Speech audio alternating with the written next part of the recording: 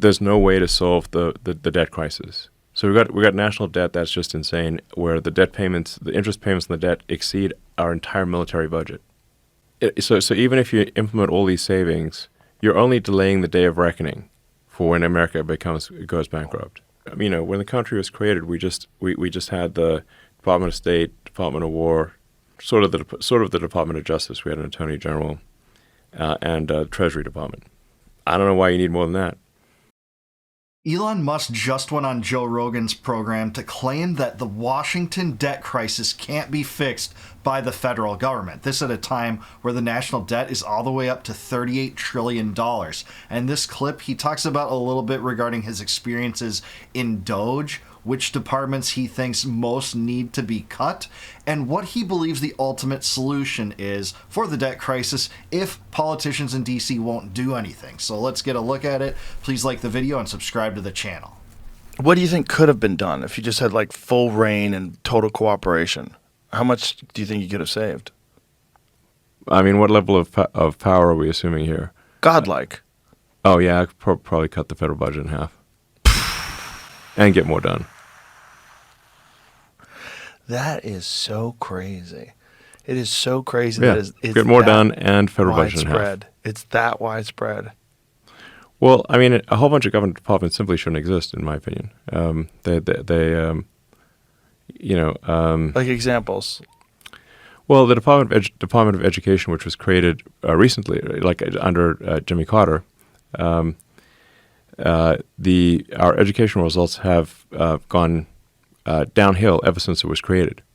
So if you create a department and the result of creating that department is a massive decline in educational results, and it's the Department of Education, you're better off not having it, because we did better before there was one than after. When you let the states run it. Yes. Yeah.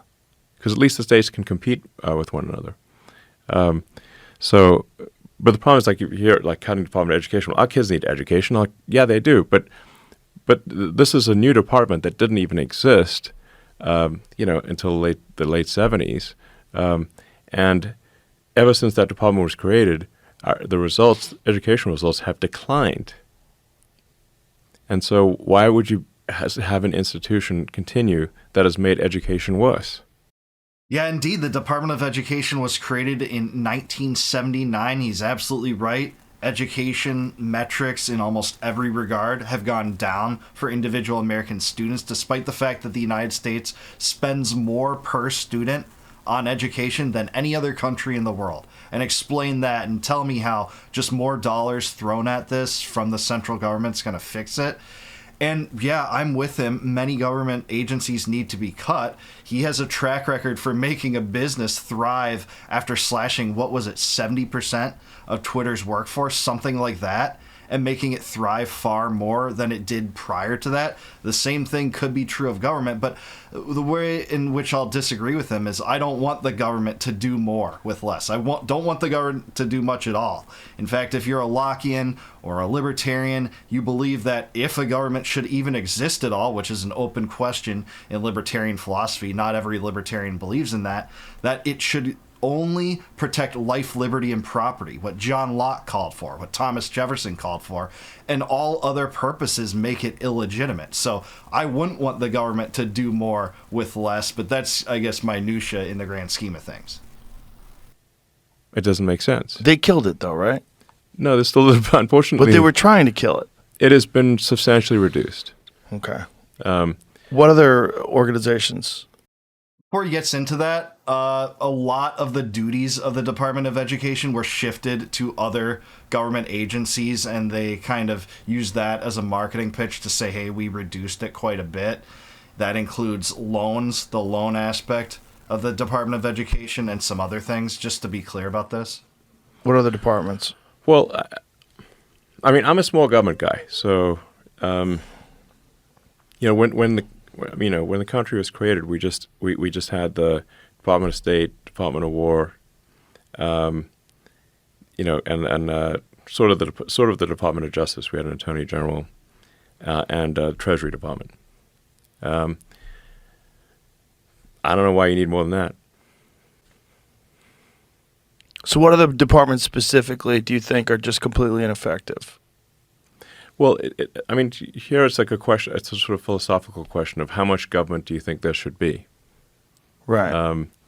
In my opinion, there should be the least amount of government. I've heard the because- most bizarre argument against this is that you're cutting jobs and you're going to leave people jobless. And I'm like, but their jobs are useless. Yeah, they're paying people to do detrimental. nothing doesn't make sense. Right. Yeah, most of these jobs exist as parasitic units in the federal system that subsist off of money paid to them by taxpayers under the point of the gun. It's ultimately due to coercion. Exactly right. I don't want them to have jobs. Let the market decide who should have jobs based on consumer interests. What do consumers want? Imagine that, not having a centrally run economy for once, actually letting consumers dictate what jobs get created to serve consumer interests, not the Department of Interior. He's exactly right, those 4 governmental departments, and he's right also that the Department of Justice was kind of quasi-existent at the time of Washington's presidency. Edmund Randolph was the first Attorney General, but it wasn't really a department per se. Those other 3 departments, that was the original intent. Beyond that, the founders didn't anticipate any other government organizations and institutions that have agency power. No IRS, no central bank. I guess the Hamiltonians expected that, but that perverted the Constitution too, as we saw from the Bank War of 1791. And on and on and on it goes. Most of those things are recent inventions since the progressive era that didn't exist prior to a century ago. Like there's a great it's a story about like Milton Friedman, who is awesome. Generally whatever Milton Friedman said is, people should do that thing. I'm not sure if it's apocryphal or not, but like someone complained to him, like he observed, I think, people that were like digging ditches with shovels, and he said, well, like allegedly Freeman said, well, I think you should use, excavating equipment instead of shovels, and you could get it done with far fewer people. And then someone said, well, but then we're going to lose a lot of jobs. Well, then Friedman says, well, in that case, why don't you have them use teaspoons? To be clear, this is a true story. Friedman went to an Asia canal building project and made this comment with the point perfectly illustrated that if your goal is just to maximize jobs, why give people no technology whatsoever and have them do the most menial tasks over the longest period of time, incorporating the most individuals? Well, because that's a misallocation of capital in every single way when you can produce what you're supposed to be selling via jobs programs so much easier. And that's why, in net, just more jobs isn't benefiting taxpayers or consumers whatsoever. It's providing them products and services for cheap prices. That's what's beneficial to people. That's what creates prosperity. just dig ditches with teaspoons. Think of all the jobs you'll create. I mean, it's bullshit. Basically, you just want people to work on things that are productive. You want people to work on building things, on building, providing products and services that people find valuable, like making food, being a farmer or a plumber or electrician or just anyone who's a builder or providing useful services. And that's what you want people to be doing, not fake government jobs that don't add any value or may subtract value.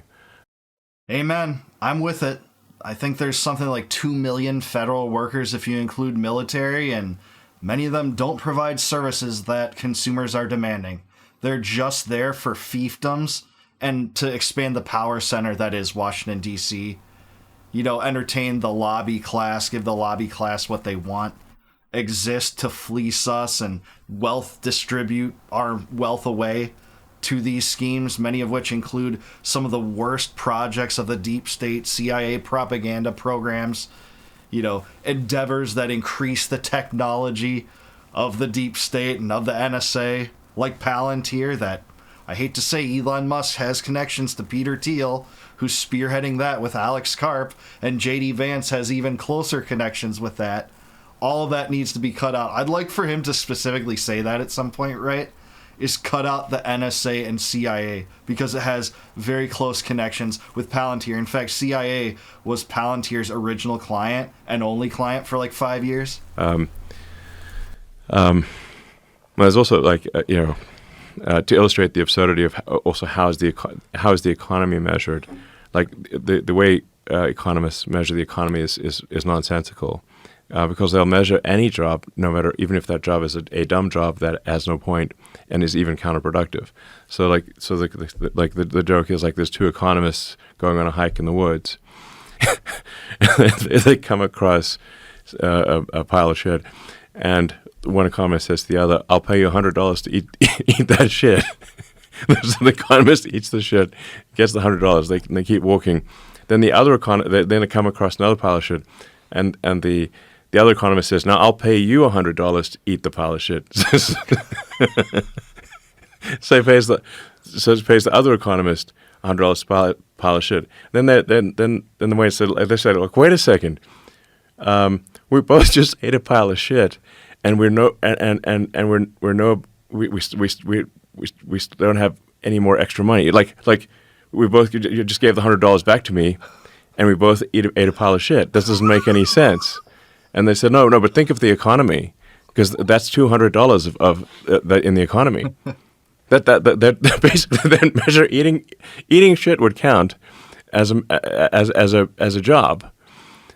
Yeah, I mean, this seems like a hyperbolic example, but when you think of it, this relates to the broken window fallacy that Frederick Bastiat talked about, where if you break a window, a window repairman would benefit from fixing that, but that doesn't mean break all the windows in the world. And that's kind of an allegory you can use for war. People say war supports the economy, and that will enrich war profiteers, but that won't enrich the aggregate economy more than if you didn't bomb the hell out of the universe or break all those windows, because people would not only have a untarnished window that was never broken, but something else they could have spent that $200 on that they paid the repairman to get it repaired. So that's why the broken window fallacy is so sweeping in its application here.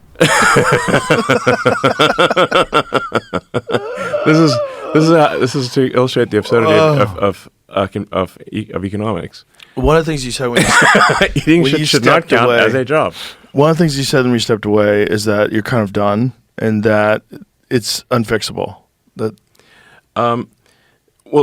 Or under its current form, the way people are approaching it. You can make it directionally better, but ultimately you can't fully fix the system. It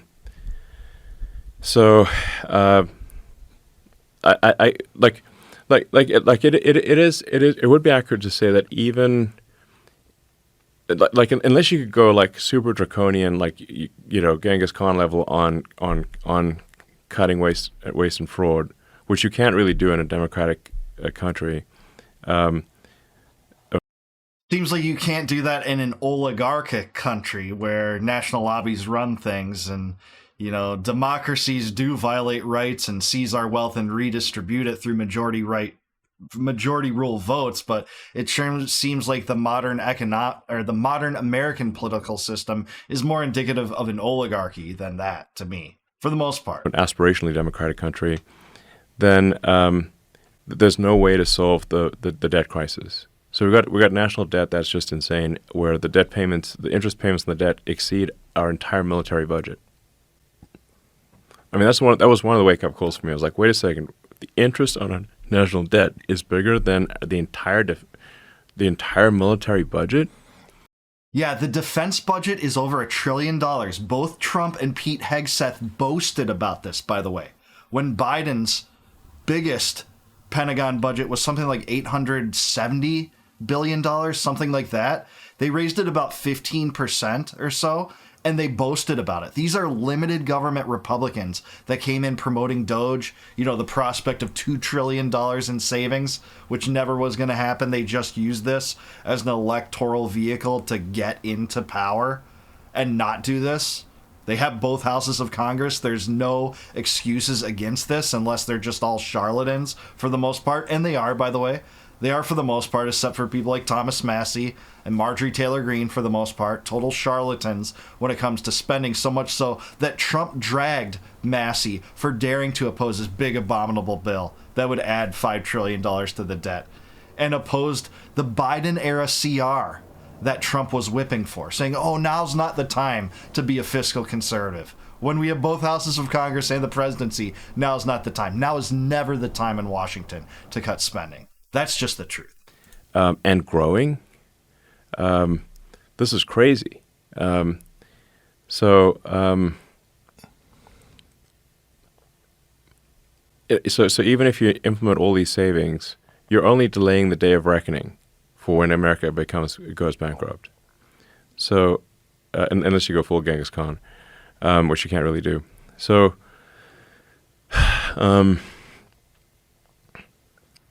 So I came to the conclusion that the only way to get us out of the debt crisis and to prevent America from going bankrupt is AI and robotics. So, like, we need to grow the economy at a rate that allows us to pay off our debt. And that makes sense. That seems to be the only way, if you're not going to cut spending, to be that much more productive to the degree that it negates that poisonous and treacherous weight on the back of all Americans, and that is public debt, which no party is willing to solve. That's the uniparty. And he's right, man. That's a monstrous concern, that the biggest payment now in the federal budget is interest on the debt, which is now $38 trillion, and each interest payment is above $1 trillion. Think about that. Again, that's bigger than the Pentagon's budget yearly. The one that Trump and Hegseth boasted about being so big. That's where we are. You can't delay the inevitable, and the only way seems to be that much more productive. It's hard to say that people in their current state would be able to be that much more productive unless they literally have zero leisure time, and even that might not offset the coming debt catastrophe without the outpouring of productivity through AI, expansive robotics, that kind of hyper productivity that would not only rival that of the Industrial Revolution, but blow it out of the water in terms of aggregate higher productivity. I guess people just generally don't appreciate the degree to which, the government overspending is a problem. But even like the Social Security website, this is under the Biden administration. On the website, it would say we based on current demographic trends, and how much money Social Security is bringing in versus how many Social Security recipients there are, because we have an aging population. Relatively speaking, the average age is increasing. Social Security will not be able to maintain its full payments, I think, by 2032. So Social Security will have to start reducing the amount of money that's been paid to people in about 7 years. Yeah, that's a horrifying prospect. There's far more payees than payers in Social Security, by the way. That's one of the biggest problematic programs that the government maintains, and people still have this delusion that they're paying into the system. They are paying into it. It is a tax, so they're paying into it, but the it part doesn't exist. This isn't a trust fund. This was money paid to the government over time that was squandered long ago. That money that you paid into this 20 years ago, the government has since squandered it on foreign wars and corporate welfare and expanding the surveillance state and wealth redistribution schemes. They don't have your money locked away for you in the future. They've already spent it. And the only way they finance it now is through printing more of it through the central bank, which imposes the invisible tax of inflation upon it. That's what happens when there's monetary expansion. The very economic term inflation used to just mean an expansion of the monetary supply. Now people say, well, it's just the rise of cost and prices. Well, originally, no, it was just the expansion of the money supply, and that's what causes inflation. They'll try to fleece you and propagandize you into thinking everything other than that causes inflation, but that is the catalyst of inflation. And Social Security, I don't care how many people this triggers, it's a giant Ponzi scheme. And guess what? I paid into it for a long time too. My money was squandered too. And unless people be real about this, we're just going to go bankrupt. And unless people are more productive, if you're not going to have people in Washington cut costs, which neither party is willing to do, I think Musk is right about that. I think it's going to take an AI revolution to just produce more if Washington won't reduce costs more. Certainly the case. I have some problems with Elon Musk. I'd love for him to take aim at Palantir and the CIA specifically, but I'm with him that if you're going to have a federal government at all, which I don't even favor, I'm not going to lie, the states would go on just fine without the feds, without that federal empire building schemes always being unleashed throughout the world, you know, the giant taxing apparatus propagandizing Americans to believe the latest thing that they want. I do think the states would go on just fine. We could make compacts with each other. We could have peaceful agreements with each other, not have entangling alliances overseas for conquest and empire building. That'd be just fine. But if you do want to have a federal government, it should be constrained to the 3 original departments that the founders envisioned and the 4th quasi one. That worked pretty fine. And under that schema, the United States didn't become an empire. It didn't try to spread hegemony throughout the world, and things worked out pretty well. Was America perfect? No, not at all. Not at all. But it was a beacon of freedom in terms of foreign policy to an extent we've never before seen. And it was a beacon of liberty to the extent that we've never seen in our lifetimes. That's just the truth. But I do want to hear from you. Let me know down below. Is Elon Musk right? Is this situation solvable if neither party in DC is willing to cut costs? Let me know in the comments down below. Please like the video, subscribe to the channel, subscribe to Joe Rogan. Thanks for this interview. Also, if you like this video, please consider becoming a YouTube member. You can do that by clicking the join button below. If you do that, you can become a channel member, and I will give you access to all my videos before they go live to the general public on YouTube. Also, if you want a free copy of my first book, Compact of the Republic, click the link in the description below. Get that for free. You'll go off to a website, plug in your email. I'll send it right to you, free of charge, no obligations. That tells the story of how the United States was once a decentralized League of States of sorts that was homogenized through coercive measures and gradually brought into a centralized government with overarching power and a genuine world empire that sucked us dry and caused this debt crisis in the first place. And until I see you guys next time, no more war, no more debt, no more inflation, and no more empire. Peace out, guys. Catch you in the next one.